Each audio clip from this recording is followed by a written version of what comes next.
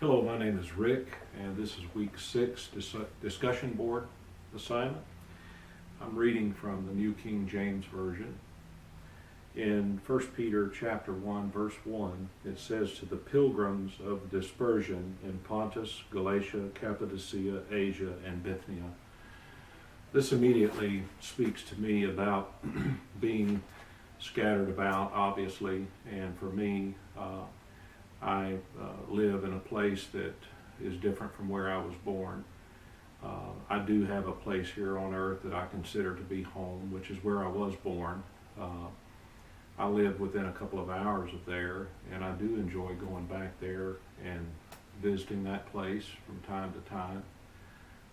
It's where my grandparents lived and died.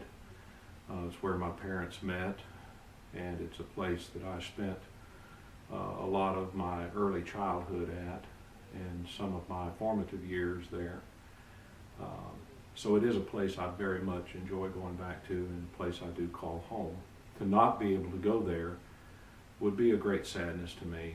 To see the place where I spent so much of my life, see it destroyed would be especially hurtful, that's for sure.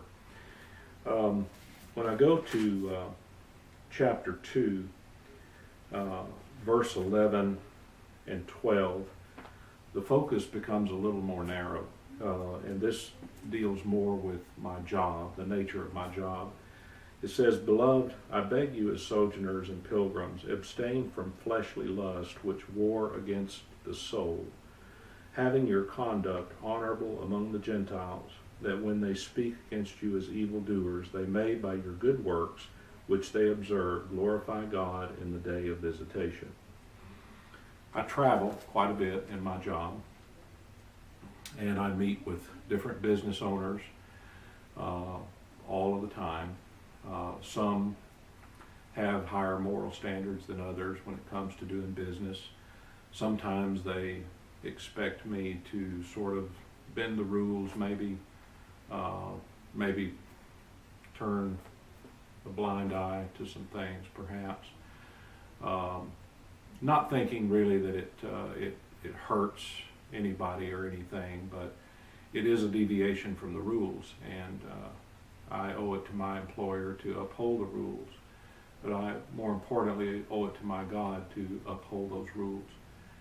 And so if I don't do that, I have actually negated verse 12 by not living and conducting myself in an honorable way. And especially to those that know that I'm a Christian, that I've told in the past I'm a Christian, or maybe I have had a spiritual conversation with, I have completely done harm to that witness.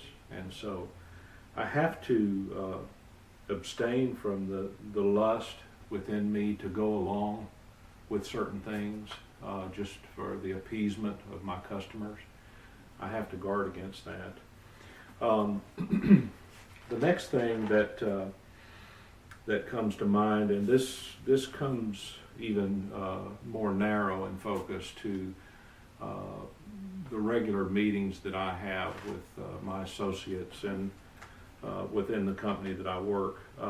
We go to the offices for annual and semi-annual meetings. They're usually week-long meetings. And I think of this passage a lot when I go to those meetings. This is in chapter 4, verse 3 and 4. It says, "For we have spent enough of our past lifetime in doing the will of the Gentiles, when we walked in lewdness, lust, drunkenness, revelries, drinking parties, and abominable idolatries. In regard to these, they think it strange that you do not run with them in the same flood of dissipation, speaking evil of you." I don't mean to imply that we engage in all of these things as a group, but I do, prior to my salvation, I have a history of doing some of these things. And so I don't join in any of the drinking. And I have a tendency to want to leave early to go back to my room once the meeting is over with.